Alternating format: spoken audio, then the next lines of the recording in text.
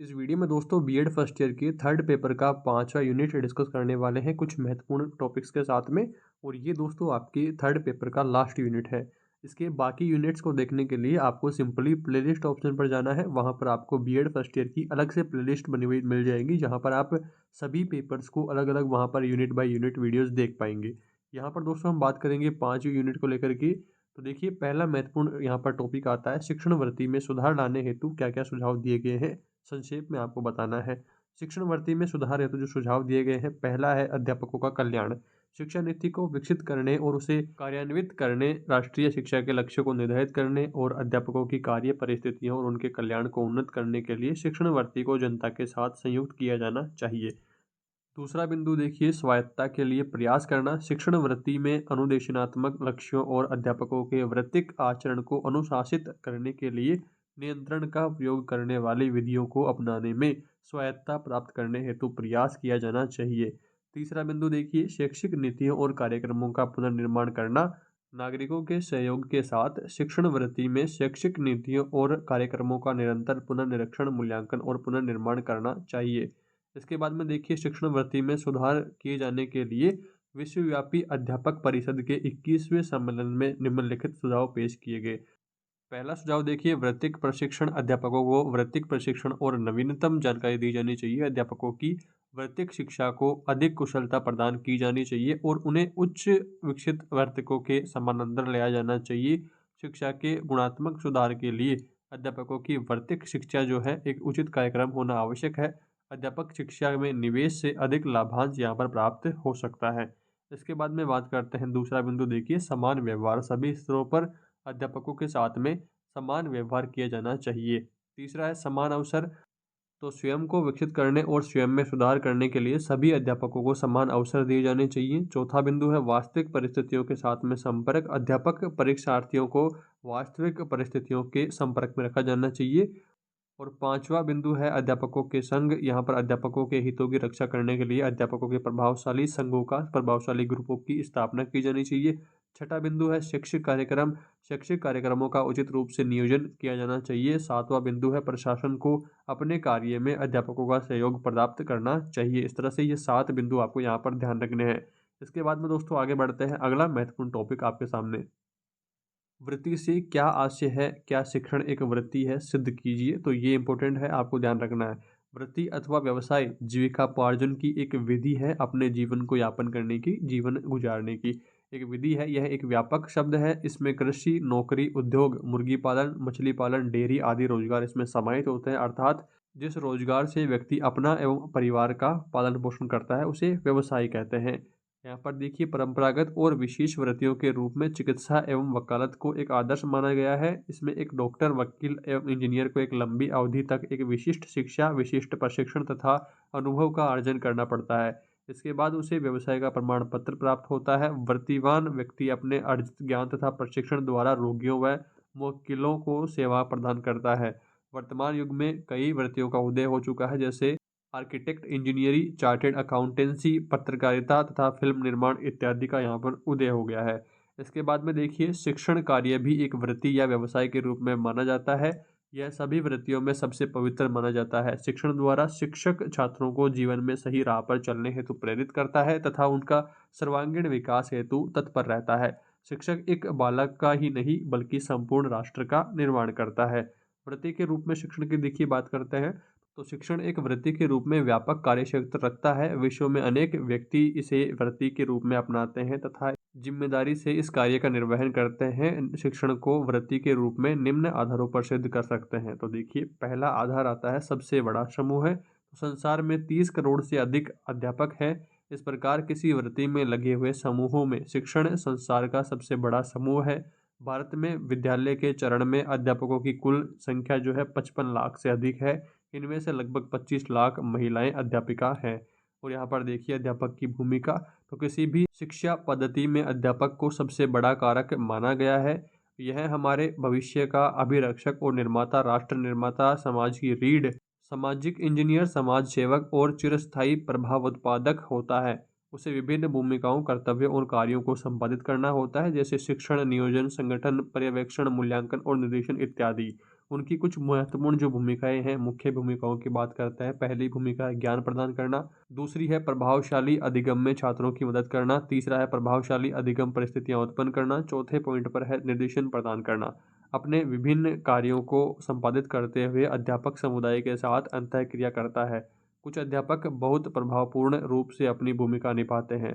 तीसरा बिंदु देखिए, अध्यापकों का सामाजिक स्तर की बात करते हैं। संसार भर में अध्यापक बेहतर सामाजिक स्तर के लिए संघर्ष करते रहे हैं और जनता के दिमाग में अध्यापकों का सामाजिक सार निम्नलिखित क्रम में है। विश्वविद्यालय या महाविद्यालय के अध्यापक, सीनियर सेकेंडरी, हायर सेकेंडरी या हाई स्कूल के अध्यापक, और तीसरे नंबर पर है प्राथमिक विद्यालय के अध्यापक। तो 3 चरणों में यहाँ पर अध्यापकों को बांटा गया है। इसके बाद में देखिए, विभिन्न आयोगों और समितियों जैसे कोठारी आयोग, अध्यापकों से संबंधित राष्ट्रीय कमेटियों ने अध्यापकों को सामाजिक स्तर में सुधार लाने के लिए विभिन्न कार्रवाइयों की सिफारिश की है। राष्ट्रीय शिक्षा नीति 1986, राष्ट्रीय शिक्षा नीति पुनर्निरीक्षण कमेटी 1990, राममूर्ति कमेटी और CABE कमेटी 1992, जनार्दन कमेटी ने अध्यापकों को बेहतर स्तर के लिए कार्रवाइयों की सिफारिश की है। चौथा बिंदु है सेवा निर्दिष्टता। तो इसमें देखिए, अध्यापकों में सेवा निर्दिष्टता की विशेषता होती है। ये दावा करते हैं कि छात्रों और समाज के लिए महत्वपूर्ण सेवा प्रदान करते हैं। इसमें दृढ़ वृत्तिकता होती है, फिर भी इनके लिए एक स्थिति में सुधार नहीं किया जाता है। पांचवा बिंदु देखिए, शिक्षा के मानक। शिक्षा के मानकों और प्रशिक्षण में अध्यापकों को अपनी राय देने का कोई अधिकार नहीं होता। विविध प्रकार के संस्थान और अभिकरण मानकों को निर्धारित करते हैं। अधिकांश अध्यापक प्रशिक्षण कार्यक्रम पर्याप्त नहीं होते हैं और कक्षा परिस्थितियों में उनका कोई संबंध नहीं होता है। अधिकांश अध्यापक प्रशिक्षण कार्यक्रम इतने अल्पकालिक होते हैं कि अन्य वृत्तियों की तुलना में शिक्षण में अध्यापकों को वयस्कों के साथ संबंध स्थापित करने का बहुत सीमित समय मिलता है। इसके बाद में देखिए, छठा बिंदु अध्यापकों के वृत्तिक संगठन की बात करते हैं। तो संगठन वर्तिका का एक संघ है जो वृत्तिक सेवा के स्तर के लिए सामूहिक रूप से कार्य करता है। वृत्तिक संगठन की भूमिका त्रिपक्षीय है। यहाँ पर देखिए, पहला है वृत्तिक कुशलता निश्चित करना, दूसरा है अपने सदस्यों का वृत्तिक आचरण निश्चित करना, तीसरा है वृत्ति के स्तर को ऊंचा उठाना। अध्यापकों के वृत्तिक संगठनों की सामान्य क्रियाएं निम्न है: किसी विषय पर वार्षिक सम्मेलन, वार्षिक पुस्तकें, रिपोर्टें, जानकारी के प्रचार के लिए शोध करना, संबंधित संस्थानों संगठनों के साथ संपर्क बनाना, संबंधित मामलों पर प्रक्रिया दिखाना, जिसमें कोर्स पेश करने वाले संस्थानों को पहचानना, अपने सदस्यों के वृत्तिक और अन्य व्यवहार को निर्धारित करना और नियंत्रण करना शामिल है। तो इस तरह से आपको ये महत्वपूर्ण बिंदु भी ध्यान रखना है। इसके बाद में आगे बढ़ते हैं। अगला महत्वपूर्ण टॉपिक आता है, एक अच्छे अध्यापक में किन गुणों का होना आवश्यक है। तो देखिए, अध्यापक शिक्षा प्रक्रिया के एक महत्वपूर्ण अंग है। अध्यापक के बिना शिक्षा की प्रक्रिया सफल रूप से नहीं चल सकती है। अध्यापक न केवल छात्रों को शिक्षण प्रदान करके ही अपने दायित्व से मुक्ति पा लेता है, वरन उसका दायित्व तो इतना अधिक और महत्वपूर्ण है कि प्रत्येक व्यक्ति उसे पूर्ण करने में समर्थ नहीं है। अध्यापक की प्रत्येक क्रिया व्यवहार का जो प्रभाव है उसके विद्यार्थियों पर पड़ता है, विद्यालय पर पड़ता है और समाज पर पड़ता है। इस दृष्टि से कहा जाता है कि अध्यापक राष्ट्र का निर्माता होता है। अतः अध्यापक को अपने कार्य को सफलतापूर्वक और उचित प्रकार से करने के लिए आवश्यक है कि उसमें कुछ गुण और विशेषताएं होनी चाहिए। सामान्यतया एक अच्छे शिक्षक में निम्न गुणों का होना अनिवार्य है। तो देखिए, पहला गुण है शैक्षिक गुण होना चाहिए, व्यावसायिक गुण होना चाहिए, तीसरा है व्यक्तित्व संबंधित गुण होने चाहिए और चौथा यहाँ पर संबंध स्थापित करने का गुण होना चाहिए। तो ये 4 गुण महत्वपूर्ण यहाँ पर होने चाहिए। इसके बाद में दोस्तों बात करते हैं थोड़ी सी डिटेल में। पहला गुण है शैक्षिक गुण। इसमें देखिए, एक अध्यापक में अध्ययन के लिए स्तरानुसार न्यूनतम शैक्षिक योग्यता होना अनिवार्य है, आवश्यक है। साथ ही अध्यापक का प्रशिक्षित होना भी आवश्यक है। उदाहरणार्थ, प्राइमरी कक्षाओं को पढ़ाने के लिए अध्यापक को कम से कम हायर सेकेंडरी पास होना आवश्यक है तथा STC के रूप में शिक्षण कार्य का प्रशिक्षण प्राप्त हुआ होना चाहिए।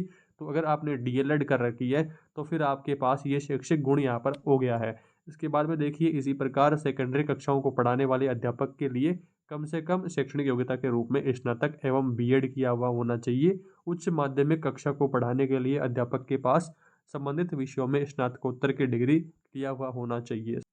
BEd की डिग्री भी उनके पास होना आवश्यक है। कई विद्यालयों में अप्रशिक्षित अध्यापक और अध्यापिकाओं को रख लिया जाता है, जो कि उचित नहीं है। अतः अध्यापक का चयन करते समय इस बात का ध्यान रखना चाहिए कि उनके पास न्यूनतम योग्यता और प्रशिक्षित हुए होने चाहिए। इसके बाद में दूसरा बिंदु आता है व्यावसायिक गुण। इसमें देखिए, एक अच्छे अध्यापक में निम्नलिखित व्यवसायिक गुणों का होना अनिवार्य है। यहाँ पर देखिए, पहला है व्यवसाय के प्रति रुचि निष्ठा। एक अध्यापक को अध्यापन व्यवसाय में रुचि और उनके प्रति निष्ठा होनी चाहिए। वह उसे केवल अपनी कमाई का ही साधन न समझे। अध्यापक यदि मजबूरी में अध्यापक बनता है तो वह वास्तव में अध्यापक बनने के योग्य नहीं है। दूसरा बिंदु देखिए, विषय का पूर्ण ज्ञान। एक कुशल अध्यापक में इस गुण का होना अति आवश्यक है। विषय का पूर्ण ज्ञान नहीं होगा तो वह विद्यार्थियों की विषय संबंधित समस्याओं का समाधान नहीं कर पाएगा, जिससे छात्र उनका आदर सम्मान नहीं करेंगे और नहीं उन्हें आत्मसंतुष्टि हो पाएगी। इसके बाद में तीसरा बिंदु देखिए, उचित शिक्षण विधियों का प्रयोग। अच्छे अध्यापक में यह भी गुण होने आवश्यक हैं कि छात्र उनकी बात को अच्छी तरह से समझ सके। उसके लिए छात्रों के स्तरानुसार उनके पास विषय की प्रकृति के अनुसार उचित शिक्षण विधियों का प्रयोग करना होना चाहिए।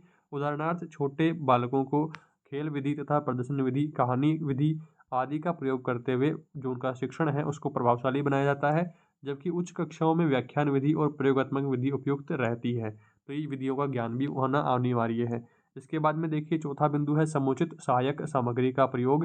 यहाँ पर देखिए, वर्तमान समय में विषय वस्तु की जटिलता की समाप्ति की दृष्टि से अध्यापन में शिक्षा तकनीकी के साधनों का प्रयोग किया जाने लगा है। एक अच्छा अध्यापक वही है जो छात्रों के स्तर, उनकी योग्यता, उनकी क्षमता तथा विषय वस्तु की प्रकृति को ध्यान में रख करके वस्तु का सरल और रुचिकर बनाने की दृष्टि से समुचित शिक्षण सहायक सामग्री का प्रयोग करें। पांचवा बिंदु देखिए, इसके बाद में मनोविज्ञान का ज्ञान। एक कक्षा में कई प्रकार के बालक होते हैं, उनकी भिन्न भिन्न समस्याएं होती है। ये अधिगम भली भांति कर सके, इसके लिए उनकी समस्याओं का समाधान होना आवश्यक है। इसके लिए एक शिक्षक उसी स्थिति में इस बालकों की समस्याओं का समाधान कर सकता है जब वह उनसे परिचित हो। समस्याओं के संबंध में जानने के लिए शिक्षक को मनोविज्ञान का ज्ञान होना आवश्यक है। मनोविज्ञान के ज्ञान होने पर ही शिक्षक बालक की रुचि, योग्यता, क्षमता, बुद्धि आदि को समझ सकता है और उसके आधार पर अपना शिक्षण और निर्देशन का कार्य सफलतापूर्वक कर सकता है। इसके बाद में दोस्तों छठा बिंदु आता है ज्ञान पिपासा। एक अच्छा अध्यापक वही है जिसमें हमेशा सीखने की झलक बनी रहती है। दूसरे शब्दों में हम कह सकते हैं कि एक अच्छा अध्यापक वही है जो हमेशा विद्यार्थी बना रहता है। इससे अध्यापक का स्वयं का ज्ञान तो बढ़ता ही है, साथ ही साथ वह अपने शिक्षार्थियों को भी लाभ दे पाता है। तो अच्छा शिक्षक वही है जो हमेशा विद्यार्थी बना रहता है और हमेशा कुछ ना कुछ नया अपडेट करता रहता है, नया सीखता रहता है। इसके बाद में दोस्तों सातवां बिंदु देखिए, पाठ्य सामग्री प्रवृत्तियों में रुचि। एक अच्छे अध्यापक के लिए यह आवश्यक है कि विद्यालय के विभिन्न पाठ्य सहगामी क्रियाओं का आयोजन करने एवं उन्हें सफलतापूर्वक संपन्न कराने में रुचि लेनी चाहिए। साथ ही साथ इसके लिए उन्हें अपने विद्यार्थियों में रुचि विकसित करने का प्रयत्न भी करना चाहिए। इसके बाद में आठवां बिंदु देखिए, समय का पाबंद होना चाहिए एक अच्छे शिक्षक को। अच्छे शिक्षक का एक महत्वपूर्ण गुण उसका समय के प्रति पाबंद होना है। वह समय पर विद्यालय में आए, प्रार्थना सभा में उपस्थित हो तथा कालांश प्रारंभ होते ही कक्षा में जाए, कालांश समाप्ति से पूर्व कक्षा न छोड़े। अध्यापक यदि स्वयं समय का पाबंद नहीं होगा तो उसके शिक्षार्थी जो है, उसके विद्यार्थी जो है, वो भी समय के पाबंद नहीं हो सकते हैं। तो ये भी दोस्तों बड़ा गुण यहाँ पर है। इसके बाद में नवा गुण यहाँ पर आता है बालकों के प्रति प्रेम, सहानुभूति एवं रुचि। एक अध्यापक केवल अध्यापन के प्रति रुचि ही रखे यह पर्याप्त नहीं है। इसके लिए विद्यार्थियों में भी रुचि रखनी चाहिए। साथ ही साथ विद्यार्थियों से प्रेम, सहानुभूतिपूर्ण व्यवहार करना चाहिए। विद्यार्थियों के द्वारा पूछे गए प्रश्नों का संतोषप्रद ढंग से जवाब देना चाहिए, उत्तर देना चाहिए। उनकी समस्याओं का सहानुभूतिपूर्ण एवं प्रेम पूर्वक समाधान करना चाहिए। इससे विद्यार्थी भी अध्यापक का आदर करेंगे और उनसे कनेक्टेड रहेंगे, जुड़े रहेंगे। इसके बाद में बात करते हैं 10वें बिंदु की। 10वां बिंदु देखिए, कुशल वक्ता भी होना चाहिए। एक अध्यापक को अपनी बात को छात्रों तक पहुंचाने के लिए उसे रुचिपूर्ण, अच्छे स्तर तथा निश्चित अर्थ वाले शब्दों का प्रयोग करना चाहिए। साथ ही साथ प्रभावपूर्ण तरीके से बोलने में उसे झिझकना नहीं चाहिए, अत्यधिक गति से भी नहीं बोलना चाहिए। दूसरे शब्दों में उसे अपनी बात इस प्रकार से कहनी चाहिए कि विद्यार्थियों पर इसका प्रभाव पड़े और वे उसे सुनने में रुचि लेवें। इसके बाद में व्यक्तित्व संबंधित गुणों की हम बात करते हैं। एक अच्छे अध्यापक का व्यक्तित्व भी प्रभावशाली होना आवश्यक है। अध्यापक का व्यक्तित्व प्रभावशाली तभी हो सकता है जब उसमें निम्नलिखित गुण हो। तो देखिए, पहला व्यक्तित्व संबंधित गुण है बाह्य स्वरूप। तो अध्यापक का व्यक्तित्व प्रभावशाली होने के लिए उसका बाह्य स्वरूप अध्यापक के समान ही होना आवश्यक है।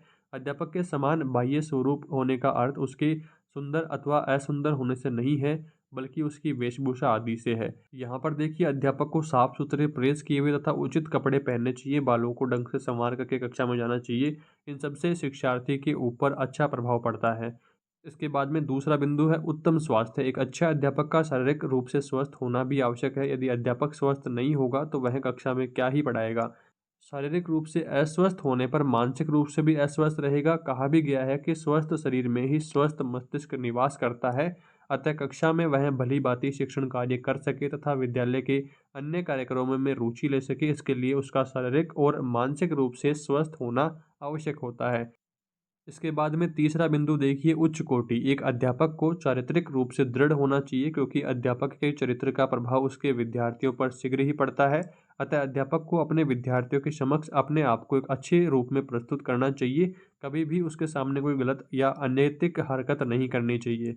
इसके बाद में चौथा बिंदु आता है नेतृत्व शक्ति।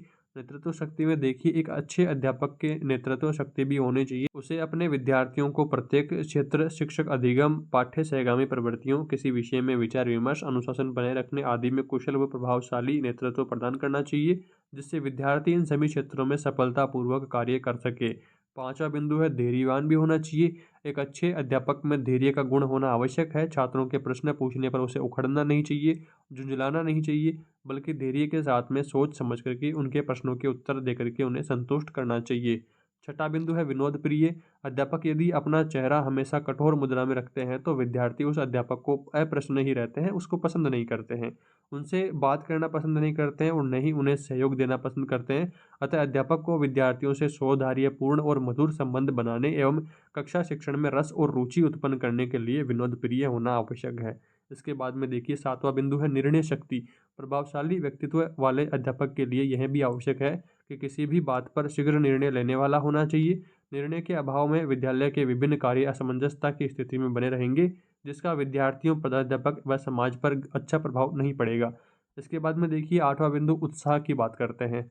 प्रभावशाली अध्यापक उत्साही होता है। जो भी कार्य उसे दिया जाता है उसे वह पूर्ण उत्साह के साथ में करता है। इससे छात्रों में भी रुचि उत्पन्न होती है और वे अध्यापक का पूर्ण उत्साह के साथ में सहयोग करते हैं, जिससे कार्य में पूर्ण सफलता मिलने की संभावनाएं बढ़ जाती है। इसके बाद में दोस्तों नवा बिंदु आता है आत्मसम्मान की बात यहाँ पर आती है। जिस अध्यापक में आत्मसम्मान की भावना नहीं होगी वे अध्यापक कहलाने के योग्य नहीं है। एक अच्छा और प्रभावशाली अध्यापक वही है जो विद्यार्थियों, प्रधानाध्यापक तथा अन्य व्यक्तियों के सामने किसी गलत बात के लिए नहीं झुकता है, किसी प्रकार का अन्याय सहन नहीं करता है, गलत बात के लिए समझौता नहीं करता है। जो अध्यापक अपने कर्तव्यों और अधिकारियों के प्रति सचेत रहता है वही अपने आत्मसम्मान की रक्षा कर पाता है। इसके बाद में 10वां बिंदु है कक्ष का व्यवहार। तो इसमें देखिए कक्षा में अध्यापक को इस प्रकार का कार्य नहीं करना चाहिए कि जिसे देख करके विद्यार्थी उसकी हंसी उड़ाए। कई बार देखा जाता है कि कई अध्यापकों की शिक्षा के समय एक विशेष प्रकार की क्रिया करने की आदत पड़ जाती है, जैसे पढ़ाते हुए मुंह अथवा आंख मटकाना, पैंट की जेब में हाथ डालते रहना, पैंट बार बार ऊपर खिसकाना, पैर हिलाना आदि जो क्रिया रहती है उनसे फिर दोस्तों उसकी इमेज भी खराब होती है। तो अध्यापक को अपने में किसी भी प्रकार की ऐसी आदत विकसित नहीं होने देनी चाहिए जिससे छात्र उसकी हंसी उड़ाएं। इसके बाद में दोस्तों अगला बिंदु आता है संबंध स्थापित करने का जो गुण है, चौथा पॉइंट।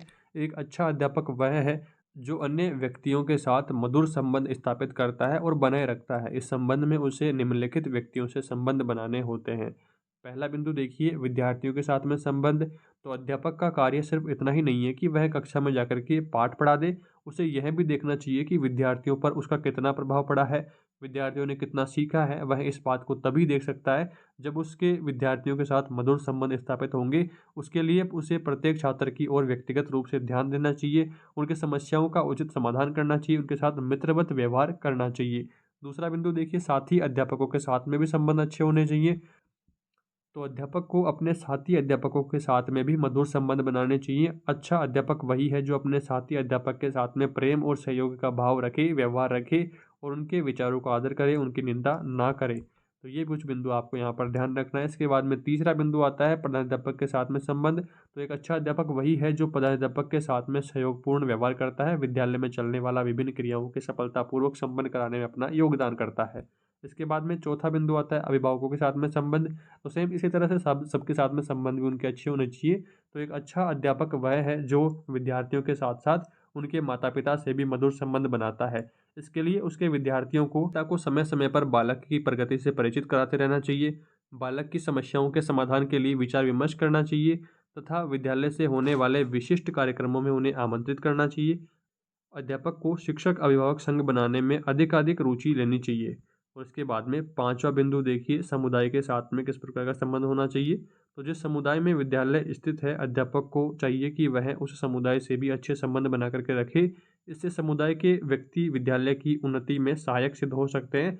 समुदाय के साथ संबंध बनाने की दृष्टि से अध्यापक विद्यार्थियों का सहयोग ले सकता है। तो इस तरह से दोस्तों सभी के साथ में संबंध अध्यापक के अच्छे होने चाहिए, ताकि बच्चों पर उसका अच्छा इफेक्ट वहाँ पर पड़ेगा। तो नॉर्मल लैंग्वेज है, आप आसानी से इन सबको समझ पा रहे हैं और आसानी से आपको ये याद भी हो गया होगा। और अगर आपके पेपर में क्वेश्चन आता है तो आप आसानी से कंप्लीट आंसर इसमें दे पाएंगे। अतः स्पष्ट है कि एक अध्यापक में केवल अध्यापन का गुण होना ही पर्याप्त नहीं है, बल्कि उसमें उपयुक्त सभी गुणों का होना आवश्यक है। उपयुक्त सभी गुणों के होने पर ही कहा जा सकता है कि अध्यापक कुशल और प्रभावशाली है। डॉक्टर राधाकृष्णन ने ठीक ही कहा था कि समाज में अध्यापक का स्थान अत्यंत महत्वपूर्ण है। वह एक ऐसा केंद्र बिंदु है जहाँ से बौद्धिक परंपराएं तथा तकनीकी कुशलताएं एक पीढ़ी से दूसरी पीढ़ी को संचारित होती है। वह सभ्यता के द्वीप को प्रज्वलित रखने में सहायता प्रदान करता है।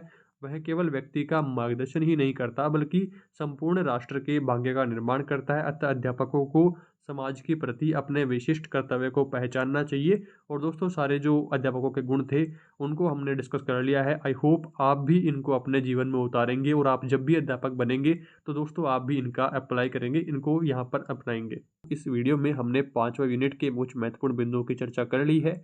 आई होप आपने ठीक तरीके से सारे बिंदु समझे होंगे। बिल्कुल दोस्तों आसान है, आपने मोटा मोटा जो ये बिंदु के टॉपिक्स देख लिए होंगे तभी दोस्तों आप आसानी से कर पाएंगे। बिल्कुल ईजी है, कोई भी दिक्कत आपको नहीं होने वाली है। आपकी परीक्षाओं के लिए आपको बेस्ट ऑफ लक। जल्दी मिलेंगे दोस्तों अगले पेपर के साथ। इस पेपर के थर्ड पेपर के बाकी यूनिट्स को देखने के लिए नीचे डिस्क्रिप्शन में आपको प्लेलिस्ट का लिंक डाल दूंगा, या फिर आप प्लेलिस्ट ऑप्शन पर जाएंगे तो वहाँ पर आपको मिल जाएगा। कोई भी दिक्कत आपको नहीं होने वाली है। फिर भी कोई डाउट रहता है, फिर भी कोई समस्या रहती है, आप मुझे कमेंट में बताइएगा। इस वीडियो में दोस्तों इतना ही। जल्दी मिलते हैं अगले पेपर के साथ। Thanks for watching this video.